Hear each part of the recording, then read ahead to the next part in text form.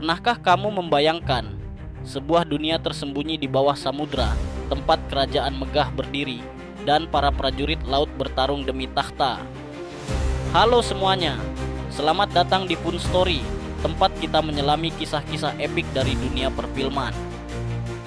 Di video kali ini, kita akan bahas satu film superhero DC yang membawa kita ke kedalaman lautan. Kisah tentang seorang pewaris tahta yang enggan menjadi raja, namun takdir memaksanya untuk bangkit dan melindungi dua dunia. Inilah Aquaman 2018. Sebuah perjalanan sang penjaga laut menuju takdirnya sebagai Raja Atlantis. Saat badai hebat mengamuk, penjaga mercusuar bernama Tom melihat seorang wanita tak sadarkan diri di tepi pantai.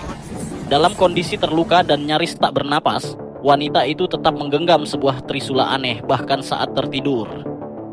Tom berlari menerobos angin dan hujan, membawanya ke dalam mercusuar yang aman tanpa tahu bahwa hidupnya akan berubah selamanya. Saat wanita itu sadar, ketakutan tampak di matanya. Ia mengangkat trisulanya, siap menyerang. Tapi Tom tidak mundur. Ia menenangkan dengan lembut. Easy. You weren't breathing. Kelelahan dan bingung, wanita itu kembali pingsan, meninggalkan Tom tanpa jawaban. Tom merawatnya, membalut luka-lukanya, dan menyiapkan makanan. Saat wanita itu sadar kembali dalam keadaan linglung dan kelaparan, ia memakan ikan peliharaan Tom secara mentah. Tom tak marah, malah menawarkan teh, yang membuat sang wanita tersenyum untuk pertama kalinya. Akhirnya, wanita itu mengungkapkan kebenaran. Namanya adalah Atlanta, ratu dari Atlantis. Ia melarikan diri dari pernikahan yang diatur. Melawan segala rintangan, mereka jatuh cinta, dan tak lama kemudian mereka memiliki seorang putra bernama Arthur. Namun kedamaian itu tak berlangsung lama. Kebahagiaan mereka hancur saat para prajurit Atlantis menyerbu mercusuar untuk membawa Atlanta kembali. Tom menyembunyikan bayi mereka sementara Atlanta bertempur dengan gagah mengalahkan para prajurit itu.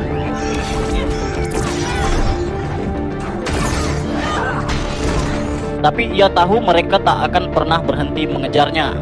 Ia harus kembali demi melindungi orang-orang yang ia cintai. Sebelum pergi, ia membuat janji. One day, I will return to you when it's safe. Tom ditinggalkan sendiri, membesarkan Arthur tanpa tahu apakah ia akan bertemu lagi dengan Atlanta. Arthur tumbuh berbeda. Di sekolah, anak-anak mengejeknya, menyebutnya aneh. It's talking to the fish.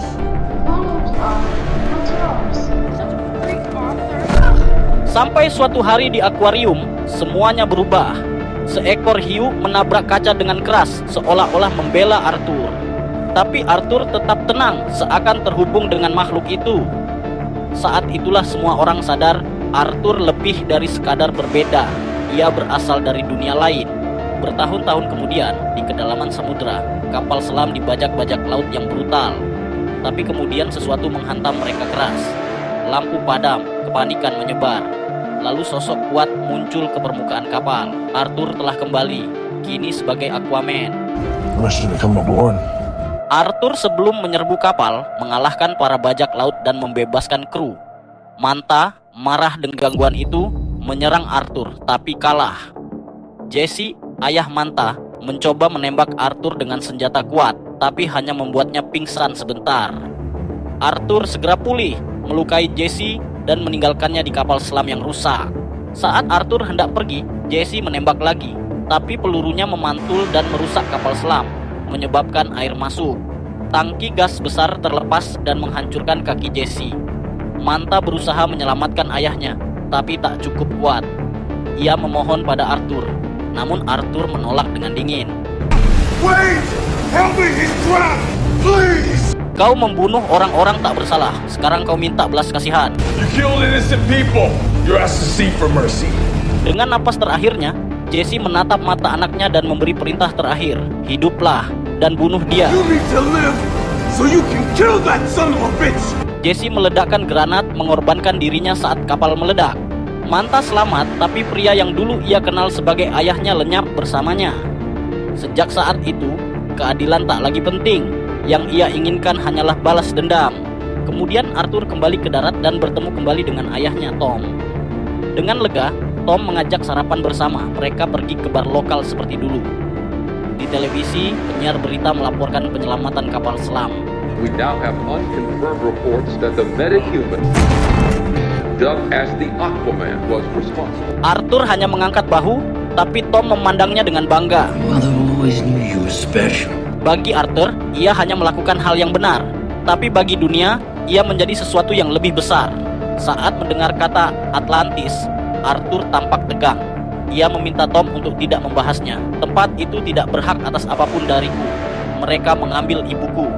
Tom mencoba menenangkannya, tapi Arthur meledak.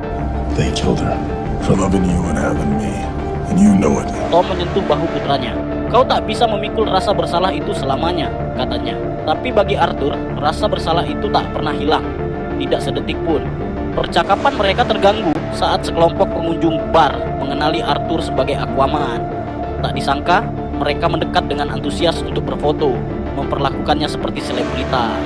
Sementara itu, jauh di bawah laut di Atlantis, Raja Orm bertemu penasihatnya, Vulko, dan memimpin delegasi ke kerajaan Zebel.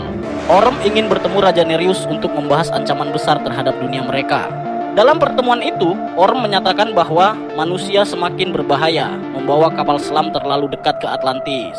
Ia mengusulkan serangan pencegahan terhadap dunia permukaan. Namun, Nereus menolak, yakin manusia akan menghancurkan diri mereka sendiri tanpa campur tangan. Orm bersikeras bahwa agresi manusia suatu saat akan mengancam Atlantis. Tapi Nereus tak terpengaruh. Ia mengingatkan bahwa invasi hanya bisa dilakukan jika didukung oleh 4 kerajaan Atlantis. Orm mengklaim bahwa ia memiliki rencana untuk mendapatkan dukungan itu, namun butuh bantuan Nereus untuk memperkuat aliansi. Merasa curiga terhadap ambisi Orm, Nereus menuduhnya memanfaatkan ancaman manusia sebagai dalih untuk merebut gelar penguasa lautan. Orm membantah peduli terhadap gelar itu, tapi Nereus meragukan ketulusannya. Ia juga menyebut desas-desus tentang seorang keturunan campuran, pewaris yang mungkin memiliki klaim sah atas takhta. Orm menepis rumor tersebut, mengungkapkan rasa bencinya terhadap Arthur yang ia salahkan atas kematian ibu mereka. Keduanya memiliki ibu yang sama, Atlanta, tetapi kebencian Orm terhadap saudara tirinya sangat dalam, berakar pada dendam dan kesedihan. Pertemuan mereka tiba-tiba terhenti oleh serangan kapal selam yang mendadak menewaskan beberapa prajurit Orm dan Nereus. Marah, Orm membalas dengan menghancurkan kapal selam itu seorang diri. Kekacauan yang brutal ini membuat Nereus mempertimbangkan kembali peringatan Orm. Ia setuju membentuk aliansi, membuka jalan bagi peron bersatu Atlantis melawan umat manusia. Orm menyatakan bahwa sudah waktunya untuk mengirim pesan kepada dunia permukaan. Sementara itu di bar, Tom sedikit terlalu banyak minum. Arthur, yang antara geli dan kesal, membantu ayahnya menuju truk. Saat mereka mengemudi pulang, Arthur merenungkan perasaannya yang bercampur aduk tentang Atlantis dan beban takdir yang tampaknya dipercayai semua orang harus ia emban. Jalan di depan tampak tidak pasti dengan pertarungan pribadi dan global yang mengintai. Saat Arthur bersiap meninggalkan bar bersama Tom, ia bertemu dengan seorang wanita bernama Mira. Ia dengan tergesa-gesa berkata, "Kau harus ikut denganku ke Atlantis." Namun Arthur bersikap cuek, mengulang apa yang sudah ia katakan kepada Vulko bahwa ia tidak tertarik membantu orang-orang yang telah membunuh ibunya. Mira membalas dengan kabar buruk. Orm sedang merencanakan perang melawan dunia permukaan. Untuk menghentikannya, kami butuh bantuanmu. Mira menjelaskan bahwa satu-satunya cara untuk menyatukan dunia permukaan dan bawah laut adalah dengan Arthur merebut tahtanya sebagai Raja Atlantis yang sah. Arthur tertawa mendengar ide itu sambil berkata, "Orm tidak akan pernah menyerahkan tahtanya, dan aku bahkan belum pernah ke Atlantis. Siapa yang akan mengakuiku sebagai pemimpin mereka?" Mira bersikeras bahwa Arthur bisa mengubah semuanya dengan menemukan Trisula yang hilang milik Raja Atlan, senjata dengan kekuatan luar biasa yang akan memberinya legitimasi dan rasa hormat yang diperlukan untuk menantang Orm. Ia mengungkapkan bahwa Vulko telah menemukan petunjuk mengenai lokasi Trisula itu dan memohon agar Arthur ikut mencarinya.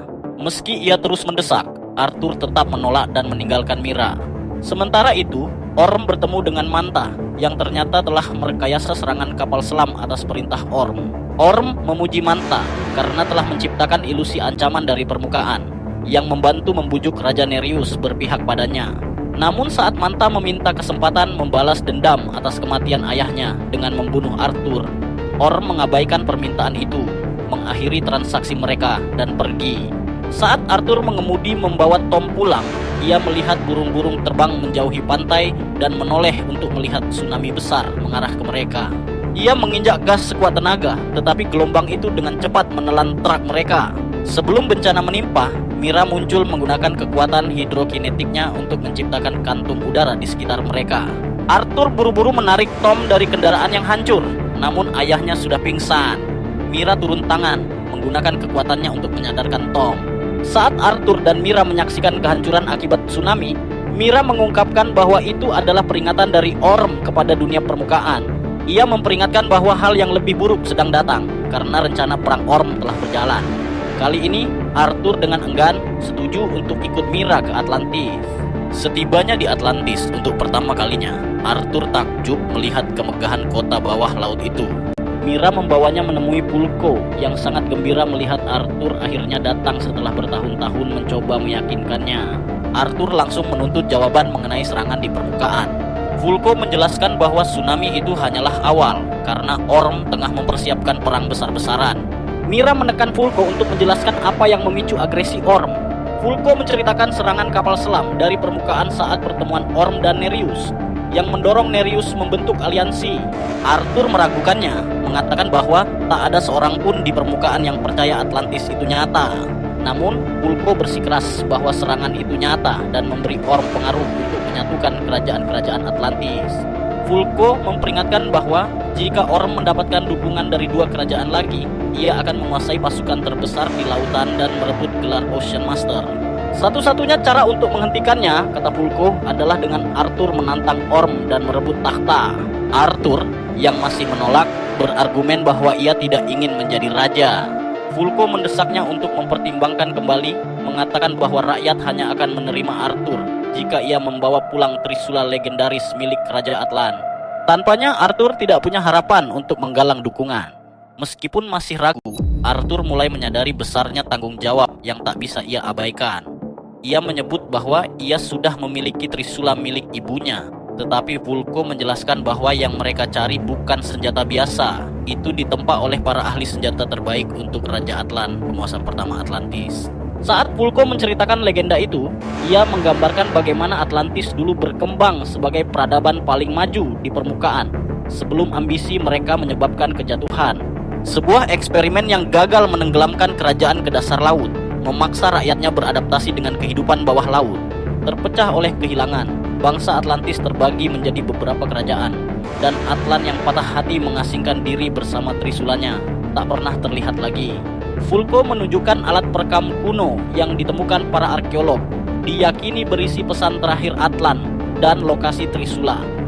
Arthur bertanya mengapa mereka tidak langsung mendengarkannya, tapi Vulko menjelaskan bahwa perangkat itu terlalu tua dan hanya bisa diaktifkan dengan peralatan khusus yang hanya ada di kerajaan Deserter.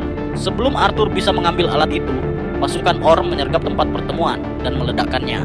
Arthur bertarung melawan para penyerang, sementara Mira dan Vulko mundur agar tak dianggap bersekongkol dengannya.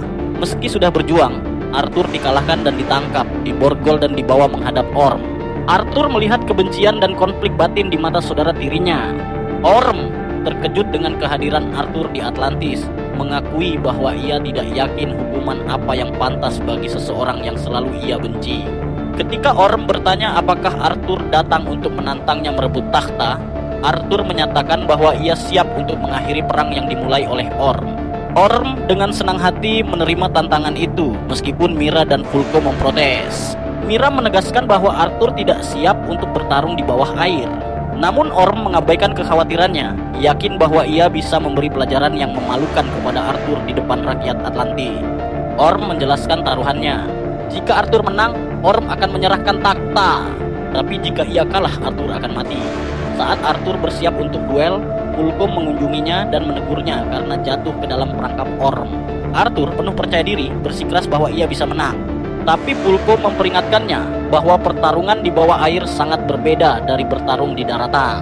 Pengungkapan itu menghancurkan Arthur yang menyalahkan dirinya atas nasib Atlanta.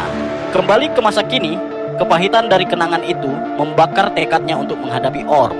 Sementara itu, Orm memberikan gelang upacara kepada Mira, berbicara dengan penuh keyakinan tentang kemenangan yang akan ia raih atas Arthur. Apakah ini yang diinginkan Atlanta? Agar kedua putranya saling membunuh? Tanya Mira menantang. Orm menghindar dari pertanyaan itu, pendiriannya tetap teguh. Ia yakin bahwa mengalahkan Arthur akan memperkuat kekuasaannya dan memastikan Atlantis tetap tangguh menghadapi dunia permukaan. Namun, Mira tampak gelisah, terombang-ambing antara kesetiaannya kepada Atlantis dan kesadarannya yang tumbuh bahwa mungkin Arthur adalah pemimpin yang sebenarnya mereka butuhkan. Pertarungan besar yang bisa menentukan nasib dua dunia pun siap dimulai. Mira menantang Orm, menunjukkan bahwa tindakannya bertentangan dengan keyakinan Atlanta. Orm mengabaikannya, mengklaim bahwa ibu mereka lemah dan memperingatkan Mira agar tidak menirunya. Percakapan mereka terpotong ketika Vulko datang bersama Arthur, memaksa Orm memerintahkan penasihatnya untuk mengantar Mira, tunangannya, ke tribun kerajaan. Arthur terkejut mengetahui bahwa Mira bertunangan dengan Orm, tapi ia menyimpan pikirannya sendiri. Sebelum pertarungan dimulai, Arthur merenung bahwa dulu ia sangat ingin bertemu saudara tirinya untuk memberitahunya bahwa ia tidak sendirian. Namun, Orm menyatakan enggan membunuh Arthur, memberinya satu kesempatan terakhir untuk kembali ke permukaan dan menunggu serangan Atlantis. Aku tidak akan mundur, balas Arthur, dan keduanya pun menuju arena pertempuran, di mana warga Atlantis berkumpul untuk menyaksikan duel. Di tribun kerajaan, Mira menghadapi ayahnya, Raja Nereus, terkait dukungannya terhadap perang. Nereus membela sikapnya, menyalahkan manusia permukaan atas permusuhan yang terjadi. Sudah waktunya kita menunjukkan posisi mereka yang sebenarnya. Sementara itu duel pun dimulai. Meskipun awalnya Arthur kesulitan, ia berhasil mendaratkan beberapa pukulan kepada Orm. Tapi keadaan segera berbalik ketika Orm mulai mendominasi. Saat Orm hendak memberikan pukulan penentu, Mira turun tangan, menjebaknya dalam gelembung udara. Mira datang dengan kapalnya dan mendesak Arthur untuk melarikan diri bersamanya. Mereka kabur dari Atlantis, namun Orm dan pasukannya segera mengejar. Meskipun kapal mereka hancur, Arthur dan Mira berhasil lolos dengan bersembunyi di dalam mulut makhluk laut raksasa yang dapat Arthur ajak bicara demi keselamatan mereka. Mengira keduanya telah mati, Orm dan pasukannya pun mundur. Begitu aman, Mira memberitahu Arthur bahwa mereka harus pergi ke Gurun Sahara untuk memutar rekaman Atlan di kerajaan pengasing. Dalam penerbangan ke sana, Mira mengungkapkan penyesalannya, merasa telah mengkhianati keluarga dan bangsanya. Arthur mencoba menghiburnya. Setidaknya kau tak harus menikah dengan Orm. Mira mengakui bahwa rasa bersalah itu masih membebaninya, tapi Arthur meyakinkannya bahwa ia telah melakukan hal yang benar. Alat pelacak mereka segera menemukan lokasi kerajaan pengasing, dan mereka pun terjun dari pesawat dengan parasut. Sementara itu, pasukan Orm menemukan gelang milik Mira yang masih mengirimkan sinyal dari gurun. Meski Nereus memerintahkan agar putrinya dibawa kembali dalam keadaan selamat, Orm dengan enggan setuju untuk menyelamatkan nyawanya demi menjaga aliansi mereka. Di tempat lain, Orm bertemu dengan Manta, menyerahkan senjata kuat dan menugaskannya untuk memburu Arthur dan Mira. Orm menjanjikan imbalan besar atas keberhasilan, tapi Manta hanya peduli untuk membalas dendam atas kematian ayahnya. Orm juga mengirim pasukan elitnya untuk membantu Manta, memastikan semua sumber daya dikerahkan untuk mengejar mereka. Saat Mira dan Arthur mencari pintu masuk ke kerajaan pengasing, kemajuan mereka lambat. Frustrasi, Arthur mengeluh tentang kerasnya gurun, menyebutnya sebagai tanah tandus. Kau seharusnya merasa betah, ini bagian dari dunia permukaan, bukan? Balas Mira. Masih banyak tempat yang jauh lebih baik dari gurun ini. Keluh Arthur, menawarkan momen ringan di tengah misi yang serius. Meski penuh ketegangan dan perbedaan pandangan, mereka terus maju, bertekad untuk mengungkap rahasia pesan Atlan dan mendapatkan Trisula yang dapat menyelamatkan Atlantis dan permukaan dari ambisi destruktif Orm. Tanpa mereka sadari, Manta dan pasukan Orm kian mendekat menyiapkan panggung untuk konfrontasi besar. Arthur berkata pada Mira bahwa ia tidak seharusnya menilai dunia permukaan tanpa menjelajahi semuanya. Tapi Mira membalas, kau bahkan tak pernah mencoba memahami Atlantis sebelum membencinya. Perdebatan mereka terhenti ketika akhirnya mereka menemukan pintu masuk ke kerajaan pengasing di dalam kuil utama. Mereka menemukan bukti keberadaan Trisula milik Raja Atlan dan perangkat untuk memutar rekaman. Saat diaktifkan, hologram Raja Atlan muncul, menjelaskan kekuatan luar biasa Trisula dan kemampuannya untuk menyatukan kerajaan daratan dan lautan, tapi hanya di tangan pewaris sejati. Atlan mengungkap bahwa jalan menuju Trisula terletak di balik lautan tersembunyi, dapat diakses melalui peta yang disimpan dalam botol dan hanya dapat dibaca oleh Raja Sejati. Saat hologram menghilang, Mira menghancurkan alat perekam agar tidak ada yang bisa menggunakannya lagi. Sebelum mereka pergi, sebuah botol muncul dari ruang rahasia di lantai kuil. Di dalamnya terdapat peta yang menunjuk ke sebuah lokasi di Italia. Setibanya di sana, Mira menikmati jalanan yang ramai dan keindahan kota yang semarak. Namun, mereka segera kembali fokus pada misi mereka. Di lokasi yang telah ditandai, Arthur menyimpulkan bahwa botol itu harus ditempatkan di tangan patung tertentu. Saat ia melakukannya, terungkaplah tujuan berikut mereka yang terletak di tengah lautan. Sebelum mereka bisa pergi, Manta menyergap melukai Arthur lewat serangan mendadak. Saat Manta mengejar Arthur, Mira menghadapi para prajurit Orm yang mengumumkan bahwa mereka juga ada di sana untuk menangkapnya atas tuduhan pengkhianatan. Mira melarikan diri, merencanakan langkah selanjutnya, sementara Arthur dan Manta terlibat dalam pertempuran sengit. Baju dan senjata canggih milik Manta memberinya keunggulan, tetapi Arthur melawan dengan tekad kuat. Di tengah pertarungan, "Bagaimana kalian bisa menemukan kami?" tanya Arthur. "Gelang Mira memiliki pelacak," jawab Manta. Sementara itu, Mira berhasil mengecoh para prajurit dan membunuh mereka satu persatu.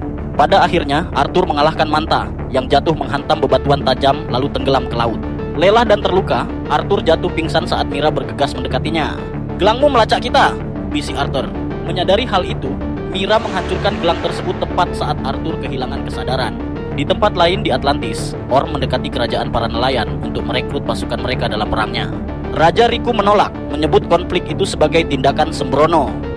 Marah, Orm membunuh Riku dan memaksa pewarisnya untuk mempersiapkan pasukan mereka, menyisakan satu kerajaan lagi sebelum Orm bisa memimpin serangan besar-besaran ke permukaan. Arthur terbangun di atas perahu kecil, pusing tapi masih hidup. Ia melihat Mira memainkan seruling dan mengetahui bahwa dia mencuri perahu itu untuk mengikuti jalur yang telah ditentukan. Tujuan mereka adalah kerajaan Parit, tempat di mana Atlanta konon dieksekusi. Parit itu kini dikenal sebagai alam kematian yang dipenuhi kengerian tak dikenal, peringat Mira. Meskipun bahaya besar menanti, Arthur menguatkan diri, bertekad mengungkap nasib ibunya dan mengambil Trisula Atlan. Bersama-sama, mereka bersiap menghadapi apa yang akan datang, menyadari bahwa perjalanan mereka hanya akan menjadi semakin berbahaya. Terguncang oleh bahaya di depan mata, mungkin kita harus mundur dan memperingatkan penghuni permukaan, kata Arthur. "Aku tak yakin aku bisa menjadi raja." Mira membalas, "Aku percaya padamu sepenuhnya. Kaulah yang ditakdirkan menyatukan dunia atas dan bawah." Saat mereka mendekati tujuan, kawanan makhluk mengerikan bernama Parit menyergap mereka. Mira dan Arthur berjuang keras untuk melawan serangan brutal itu. Putus asa, mereka menggunakan suar untuk mengusir makhluk-makhluk itu dan menyelam ke dalam air mencari portal menuju laut tersembunyi. Saat akhirnya menemukannya, "Kita tak bisa melewati ini bersama," peringat Mira. Tapi Arthur menolak meninggalkannya. Ia menggenggam tangannya dan mencoba menyeberang, tapi energi portal itu memisahkan mereka secara paksa. Mira pingsan dan hanyut ke arah laut tersembunyi, hampir dimangsa makhluk-makhluk sebelum diselamatkan oleh sosok misterius. Mira terbangun di tepi laut tersembunyi saat sang penyelamat membuka helmnya mengungkap dirinya sebagai Atlanta, ibu Arthur. Terkejut, Mira melihat Arthur tiba, sama terkejutnya melihat ibunya masih hidup. Penuh emosi, Arthur memeluk Atlanta dan bertanya bagaimana dia bisa selamat. Atlanta menjelaskan bahwa meskipun Orpax menghukumnya mati di Parit, dia melawan dan berhasil kabur.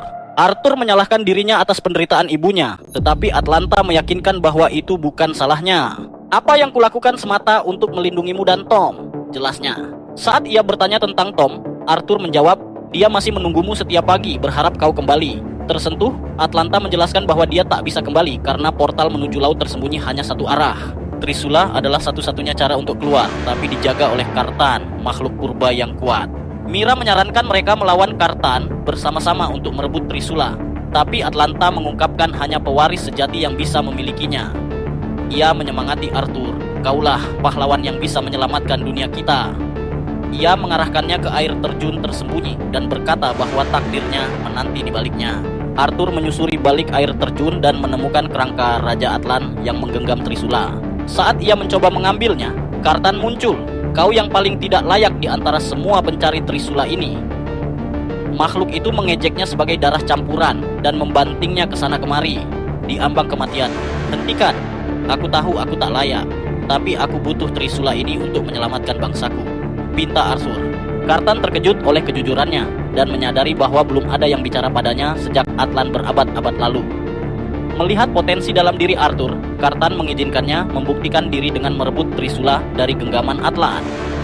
Arthur berhasil, dan saat menggenggam Trisula, kekuatannya mengalir ke seluruh tubuhnya, menandainya sebagai raja sejati Atlantis. Arthur kembali dengan bangga pada Mira dan Atlanta yang menyambutnya penuh kebanggaan, mengakui dirinya sebagai raja sejati. Sementara itu, Orm menemukan bahwa Pulko telah membantu Arthur. Marah, ia memerintahkan penangkapan Pulko, tetapi membiarkannya hidup agar bisa menyaksikan serangan Atlantis ke permukaan. Para prajurit Orm memenjarakan Pulko, memastikan dia menyaksikan perang itu dari balik jeruji. Saat Arthur bersiap untuk tahap selanjutnya dalam perjalanannya, kekuatan barunya dan dukungan dari Mira serta Atlanta memperkuat tekadnya. Pertarungan akhir melawan Orm sudah di ambang pintu. Dengan nasib dunia atas dan Atlantis yang dipertaruhkan, Orm memimpin Nereus dan pasukan kerajaan nelayan menuju kerajaan Brain, menuntut raja mereka menyerah dan bergabung dalam perang. Ketika Raja Brain menolak, Orm mengancam akan membunuhnya. Sebelum dia bisa bertindak, seekor makhluk raksasa bernama Kathan muncul dan membuat semua orang terdiam. Di atas makhluk itu, tampak Arthur menungganginya, menggenggam Trisula milik Atlan. Pemandangan itu membuat seluruh pasukan terkesima, menyadari bahwa Arthur adalah pewaris sah takhta Atlantis.